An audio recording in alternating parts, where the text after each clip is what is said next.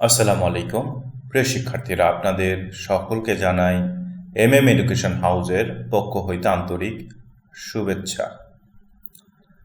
প্রিয় শিক্ষার্থীরা, আজকে আমরা আমাদের এই একাডেমিক ভিডিওটিতে আলোচনা করব আমাদের ষষ্ঠ শ্রেণীর নতুন সিলেবাস আলোকে রচিত ইংরেজি বইটি হইতে। প্রিয় শিক্ষার্থীরা, ষষ্ঠ শ্রেণীর নতুন সিলেবাসে আলোকে রচিত ইংরেজি বইটির unit number 7 a day in the life of Mina, এই ইউনিটটি হইতে আমরা আমাদের 2টি এপিসোডে বেশ কিছু বিষয়ের উপরে আলোচনা করেছি। প্রিয় শিক্ষার্থীরা, আজকে আমরা সম্পন্ন করব কোয়েশ্চেন নাম্বার 7.3 এবং কোয়েশ্চেন নাম্বার 7.4। প্রিয় শিক্ষার্থীরা, চলুন শুরু করি আজকের পার্ট। আমরা কি জেনে এসেছিলাম? আমরা জেনে এসেছিলাম a day in the life of Mina, এটি একটি মিনা নামে একজন শিক্ষার্থীর একদিনের গল্প। এবং আমরা এখানে দেখেছিলাম মিনা একদিনে যে যে কার্যাবলী সম্পাদিত করে সেগুলোর ডিটেলসে বলা হচ্ছে এখানে আমাদেরকে। এবং আমরা এটি পড়ার পর কি করেছিলাম? আমরা এটি পড়ার পর করেছিলাম 7.2 সম্পূর্ণ করেছিলাম কোয়েশ্চেনগুলো। আজকে এখন আমরা করব 7.3। 7.3-তে কি বলা হচ্ছে? 7.3-তে বলা হচ্ছে read the story again in pairs and practice the activity, make questions and then find out the suitable answers. One is done for you. তাহলে এখানে 7.3-তে বলা হলো 7.3-তে বলা হলো read the story again in pairs and practice the activity. read the story, গল্পটি পড়ো, again পুনরায়, in pairs দুইজন করে, and এবং প্র্যাকটিস দ্য অ্যাক্টিভিটিস এবং নিচের কাজগুলো করো। তাহলে কি বলা হলো? Read the story again in pairs and practice the activities, জোড়ায় গল্পটি আরেকবার পড়ো এবং নিচের কাজগুলো করো। তারপর বলা হচ্ছে কি make questions and then find out the suitable answer.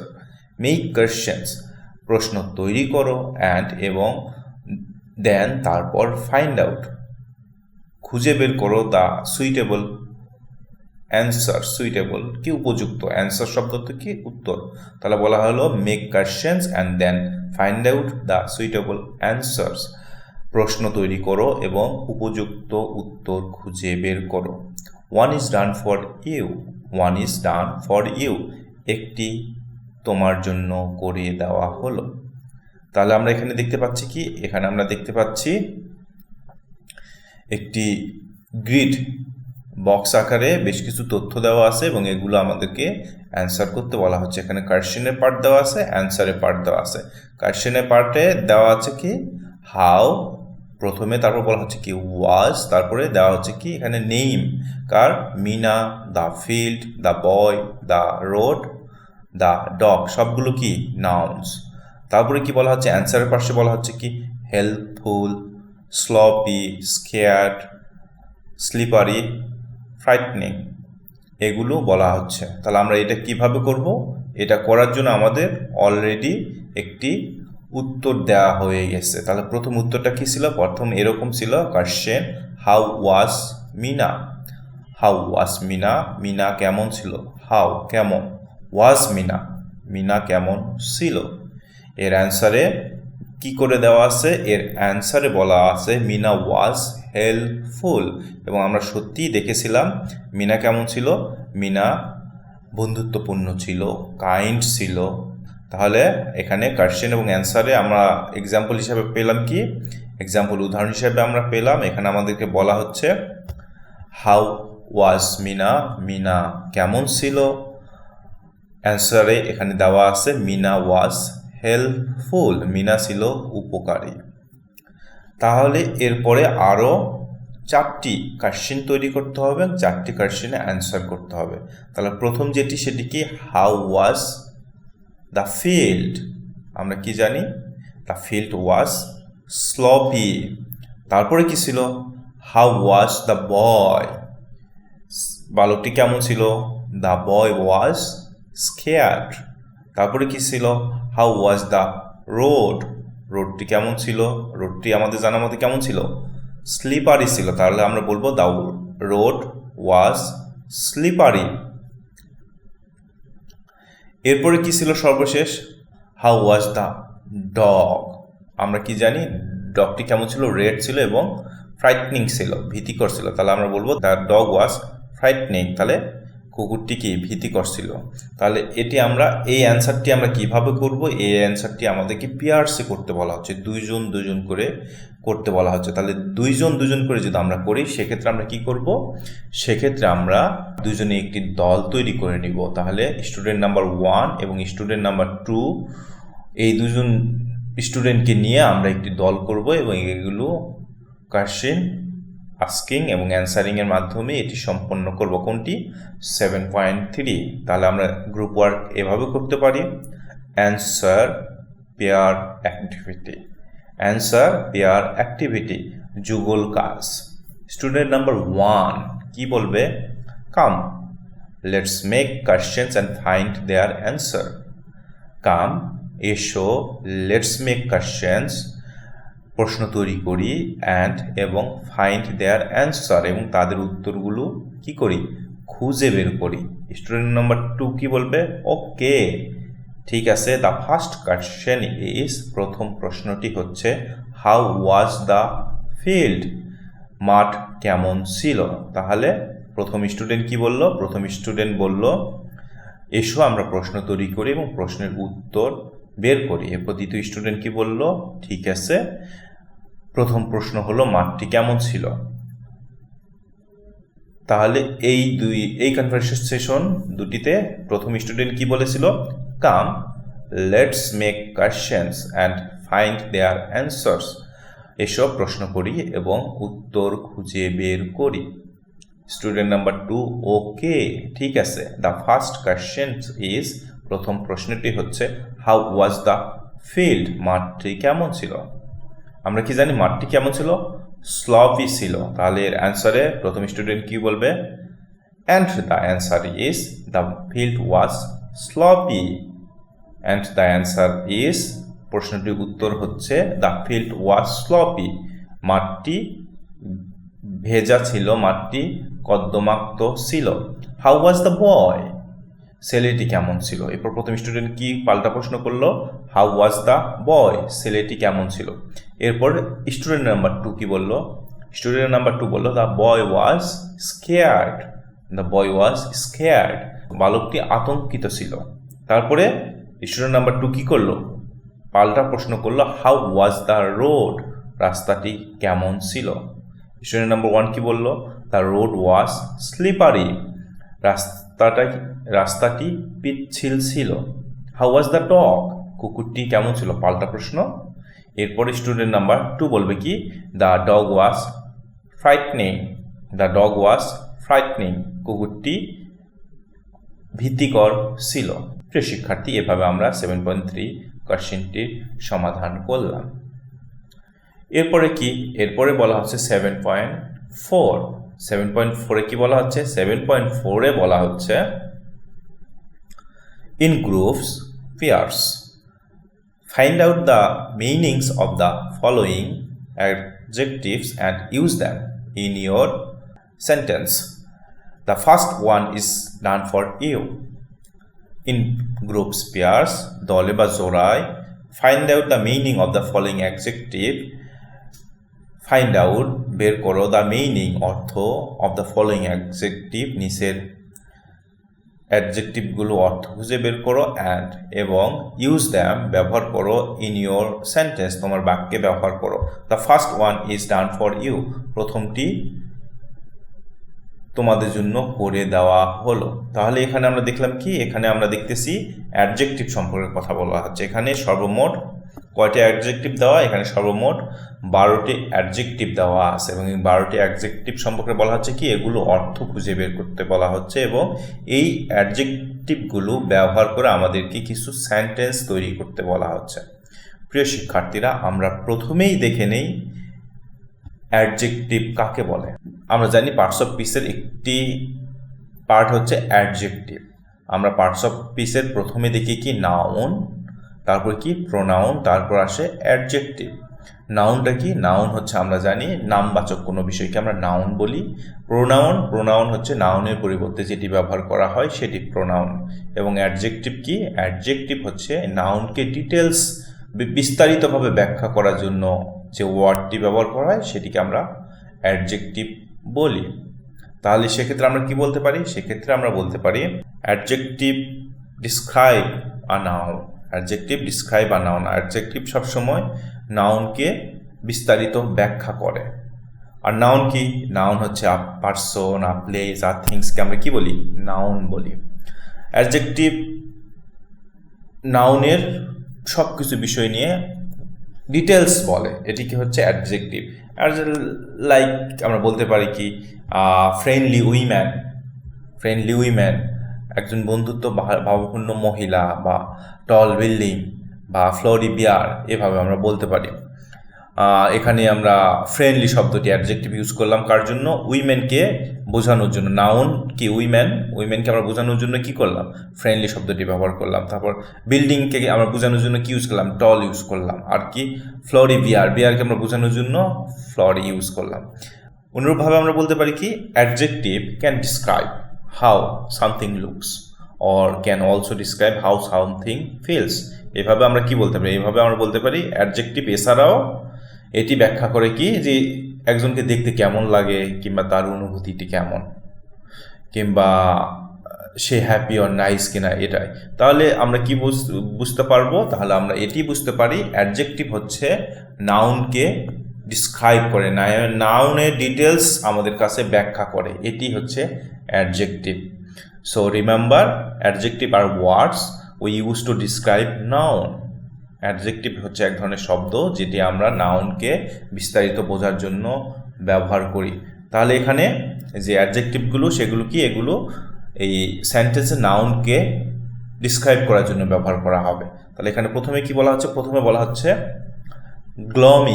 গ্লমি শব্দের অর্থ আমরা ভোকাবুলারিতে দেখে এসেছি কি ছিল? অন্ধকারাচ্ছন্ন, বিষণ্ণকে আমরা গ্লমি বলি। মাডিও আমরা ভোকাবুলারিতে দেখে এসেছিলাম, এটি কি ছিল? মার্ডি শব্দের অর্থ ছিল কি? কর্দমাক্ত। ফ্রাইটনিং, এটিও আমরা দেখে এসেছিলাম, ফ্রাইটনিং শব্দের অর্থ কি? ভীতিকর। স্কেয়ার্ড, আতঙ্কিত, এটিও আমরা দেখে নিয়ে এসেছিলাম। এরপরে নতুন একটি শব্দ কি? ফিয়ারলেস, নির্ভীক, এটি আমরা ভোকাবুলারিতে পাই না, এখানে আমরা দেখতেছি নির্ভীক, ফিয়ারলেস। তারপর কি? কাইন্ড, দয়ালু, এটিও কি? এটি একজনের অবস্থান, নাউন অবস্থান ব্যাখ্যা করে, এটিও একটি অ্যাডজেক্টিভ। ফ্রেন্ডলি, বন্ধুত্ব ভাবপূর্ণ। পাংচুয়াল, সময়নিষ্ঠ, একজন ব্যক্তিকে কি করে? ডিটেলস বোঝানোর চেষ্টা করে, পাংচুয়াল। অ্যাটেন্টিভ, মনোযোগী। পেফুল, প্রাণবন্ত। কার্ডিয়াল, উষ্ণ। স্লপি, কাদাটে। তাহলে আমরা এই 12টি অ্যাডজেক্টিভ, তাহলে আমরা এই 12টি অ্যাডজেক্টিভের অর্থ বুঝবো, এবং এই অ্যাডজেক্টিভগুলোর কি করব? সিনোনিম, একই ধরনের অ্যাডজেক্টিভ আমরা আরও 12টি বলবো, এবং এই অ্যাডজেক্টিভগুলো দিয়ে আমরা কি করব? সেন্টেন্স তৈরি করব। প্রিয় শিক্ষার্থীরা, চলুন তাহলে আমরা সেন্টেন্স তৈরি করি। তাহলে প্রথমে কি ছিল? প্রথমে আমাদেরকে কি করে দেওয়া হয়েছিল? গ্লমির কি দেওয়া হয়েছিল সেন্টেন্সে? The weather looks gloomy today. The weather looks gloomy today. Gloomy শব্দ অর্থ কি ছিল? মেঘাচ্ছন্ন ছিল, অন্ধকারচ্ছন্ন ছিল।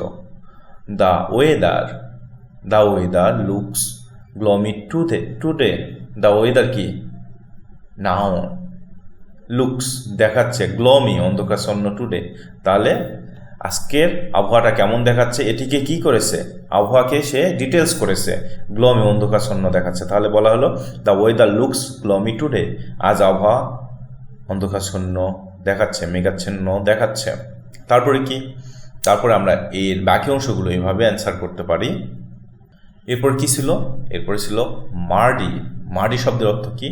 কর্দমাক্ত, প্যাসপ্যাসে, এটিকে আমরা মার্ডি বলি। এটি এক্সাম্পল সেন্টেন্স আমরা কি বলতে পারি? এক্সাম্পল সেন্টেন্স আমরা বলতে পারি এটি এক্সাম্পল সেন্টেন্স আমরা বলতে পারি এটি, the roads become Mardi in the rainy season. The roads become Mardi in the rainy season. এখানে নাউন কোনটি? The road. রোডটা কি হয়? বিকামস মার্ডি, পুনরায় কর্দমাক্ত হয়ে যায় কখন? ইন দ্য রেইনি সিজন, বর্ষাকালে। তাহলে এখানে নাউন কে ছিল? নাউন ছিল দ্য রোড। রাস্তাটাকে কি করেছে? রাস্তাটাকে বিস্তারিত ব্যাখ্যা করেছে কি ওয়ার্ডের মাধ্যমে? মার্ডি শব্দটি ব্যবহার করে।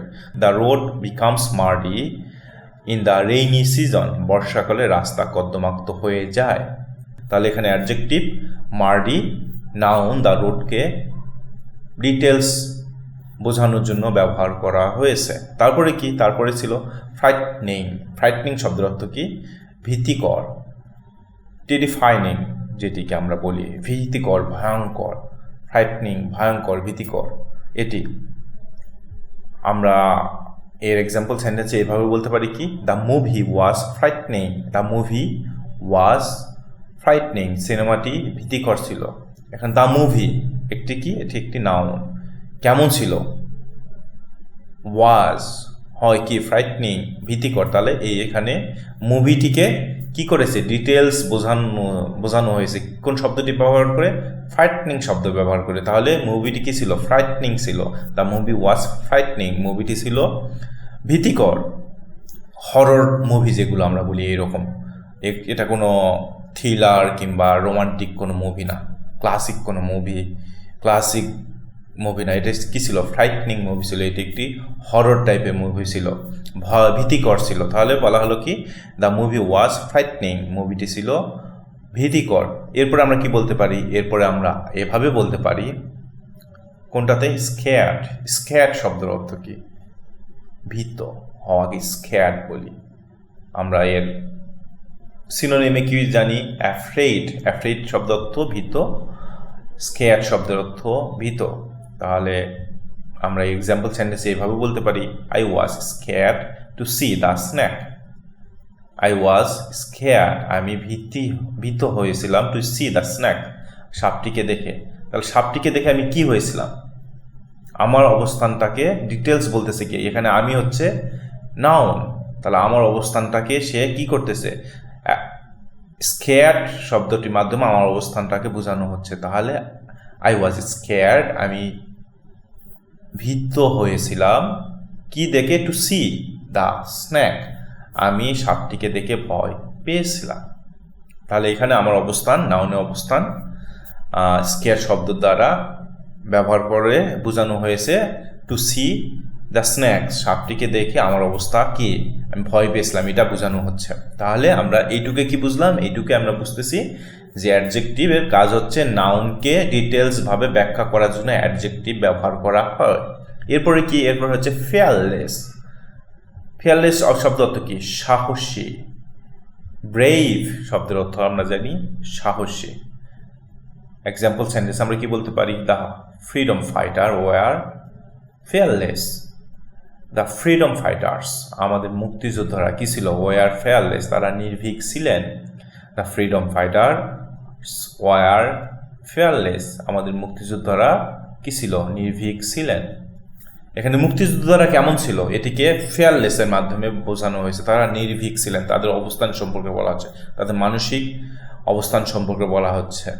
তাহলে এখানে দ্য ফ্রিডম ফাইটারের অবস্থান ডিটেলস বোঝার জন্য ফিয়ারলেস অ্যাডজেক্টিভটি ইউজ করা হয়েছে। তাহলে বলা হলো the freedom fighters were fearless, মুক্তিযোদ্ধারা নির্ভীক ছিলেন।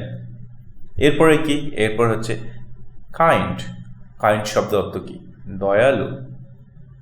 কেয়ারিং, যত্নশীল। কাইন্ড মানে দয়ালুও বলতে পারি, কাইন্ড মানে যত্নশীলও বলতে পারি। আর এর সিনোনিম হিসাবে আমরা কি বললাম? কেয়ারিং। কেয়ারিং শব্দ অর্থ কি? যত্নশীল। এক্সাম্পল সেন্টেন্স আমরা কি বলতে পারি? My father is a kind man. My father is a kind man, আমার বাবা একজন দয়ালু ব্যক্তি। মাই ফাদার, এখানে সেন্টেন্সে সাবজেক্ট কি? সাবজেক্টের নাউনটা কি? মাই ফাদার, আমার বাবা। ইজ হয়, আ কাইন্ড ম্যান, দয়ালু ব্যক্তি। এখানে আমার বাবা কেমন ব্যক্তি? এই বাবা কেমন ব্যক্তি, এটিকে কাইন্ড শব্দটির দ্বারা ডিটেলস বোঝানো হচ্ছে। তাহলে বলা হচ্ছে my father is a kind man, আমার বাবা দয়ালু ব্যক্তি। তারপরে কি, তারপরে 6 নম্বরে বলা হচ্ছে কি ফ্রেন্ডলি। ফ্রেন্ডলি শব্দের অর্থ কি, বন্ধুত্বপূর্ণ। এক্সাম্পল সেন্টেন্সে আমরা কি বলতে পারি, অ্যামিকেবল। অ্যামিকেবল শব্দ অর্থ কি, বন্ধুত্বপূর্ণ। ফ্রেন্ডলি শব্দের অর্থ বন্ধুত্বপূর্ণ।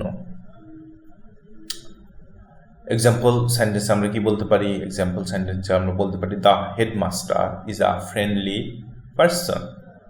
The headmaster is a friendly person. কিংবা আমরা বলতে পারি কি our headmaster is a friendly person. Our headmaster, আমাদের প্রধান শিক্ষক, ইজ আ ফ্রেন্ডলি পারসন, হয় একজন কি বন্ধুত্বপূর্ণ ব্যক্তি। এখানে কেমন person, friendly. K, our teacher, our headmaster. তাহলে আমাদের হেডমাস্টার যেহেতু এখানে একটি নাউন, এটিকে ডিটেলস বলা হচ্ছে ফ্রেন্ডলি অ্যাডজেক্টিভ ব্যবহার করে। তাহলে বলা হচ্ছে our headmaster is a friendly person, আমাদের প্রধান শিক্ষক একজন বন্ধুসুলভ ব্যক্তি। 7 নম্বরে কি বলা হচ্ছে, 7 নম্বরে বলা হচ্ছে পাংচুয়াল। পাংচুয়াল শব্দের অর্থ কি, অন টাইম। কে আমরা কি বলি, পাংচুয়াল বলি। তাহলে সিনোনিমে আমরা কি বললাম, অন টাইম, সময় মতো। এক্সাম্পল সেন্টেন্সে আমরা বলি, এক্সাম্পল সেন্টেন্সে আমরা কি বলতে পারি, এক্সাম্পল সেন্টেন্সে আমরা বলতে পারি we should be punctual in life. We should be punctual in life, আমাদের উচিত জীবনে সময়নিষ্ঠ হওয়া। We should be punctual in life. তাহলে আমাদের কি হতে হবে, আমাদেরকে পাংচুয়াল, সময়নিষ্ঠ হতে হবে, এটি বলা হচ্ছে। তাহলে we should be punctual in life, আমাদের উচিত জীবনে সময়নিষ্ঠ হওয়া। 8 নম্বরে কি বলা হচ্ছে, 8 নম্বরে বলা হচ্ছে অ্যাটেন্টিভ। অ্যাটেন্টিভ শব্দের অর্থ কি, মনোযোগী। হেডফুল। হেডফুল শব্দের অর্থ কি, মনোযোগী। অ্যাটেন্টিভ, হেডফুল। এক্সাম্পল সেন্টেন্সে আমরা কি বলতে পারি, এক্সাম্পল সেন্টেন্সে আমরা বলতে পারি I am very attentive to my study. I am very attentive to my study, আমি আমার পড়াশোনায় খুবই মনোযোগী। কিসে, পড়াশোনায়। কেমন, মনোযোগী। তাহলে বলা হলো I am very attentive to my study, আমি পড়াশোনায় খুবই মনোযোগী। এরপরে কি, এরপরে হচ্ছে প্লেফুল। প্লেফুল শব্দের অর্থ কি, প্রাণবন্ত। এর সিনোনিমে আমরা বলতে পারি কি, লাইভলি। প্লেফুল, লাইভলি, প্রাণবন্ত। এক্সাম্পল অফ সেন্টেন্স আমরা কি বলতে পারি, my sister is so playful. My sister is so playful, আমার বোন খুবই প্রাণবন্ত। মাই সিস্টার, এখানে কি নাউন। কেমন, ইজ, হয়, প্লেফুল, প্রাণবন্ত। তাহলে তার সিস্টার, তার বোন হচ্ছে প্রাণবন্ত, এটি বোঝানো হচ্ছে। তাহলে প্লেফুল শব্দের অর্থ হিসেবে আমরা জানলাম প্রাণবন্ত। এরপরে কি, এরপরে হচ্ছে কার্ডিয়াল। কার্ডিয়াল শব্দের অর্থ কি, কার্ডিয়াল শব্দের অর্থ উষ্ণ, ওয়ার্ম, আন্তরিকভাবে, কার্ডিয়াল, উষ্ণ। সো আমরা এর এক্সাম্পল সেন্টেন্সে বলতে পারি কি he is cordial to me. He is cordial to me, সে আমার প্রতি কি উষ্ণ, আন্তরিক। এখানে আমার প্রতি মানে এখানে সাবজেক্ট যিনি, সে সাবজেক্টকে কি বলা হচ্ছে, সাবজেক্ট এখানে বলতেছে যে সে কেমন, তার প্রতি, অবজেক্টের প্রতি দয়ালু। তাহলে বলা হচ্ছে he is cordial to me, সে আমার প্রতি আন্তরিক বা উষ্ণ কিংবা দয়ালু, আন্তরিক। এরপরে কি, এরপরে হচ্ছে স্লপি। স্লপি শব্দের অর্থ কি, থকথকে বা কাদাটাকে আমরা কি বলি, স্লপি বলি। ম্যাশি কে আমরা স্লপি বলি। এক্সাম্পল সেন্টেন্স আমরা বলতে পারি কি the field became sloppy after the rain. The field became sloppy after the rain, বৃষ্টির পর মাঠ কাদাটে হয়ে গিয়েছিল। প্রিয় শিক্ষার্থীরা, এই ছিল আমাদের 12টি অ্যাডজেক্টিভের অর্থ বোঝা এবং এই অ্যাডজেক্টিভগুলো সিনোনিম এবং এই অ্যাডজেক্টিভগুলো ব্যবহার করে নতুন বাক্য তৈরি করা। প্রিয় শিক্ষার্থীরা, আজকে আমাদের এই ভিডিওতে তাহলে আমরা সম্পূর্ণ করলাম 7.3 এবং 7.4। প্রিয় শিক্ষার্থীরা, এতক্ষণ পর্যন্ত আমাদের সাথে থাকার জন্য ধন্যবাদ। আপনাদের সাথে দেখা হচ্ছে আমাদের পরবর্তী ভিডিওতে। ধন্যবাদ। আসসালামু আলাইকুম।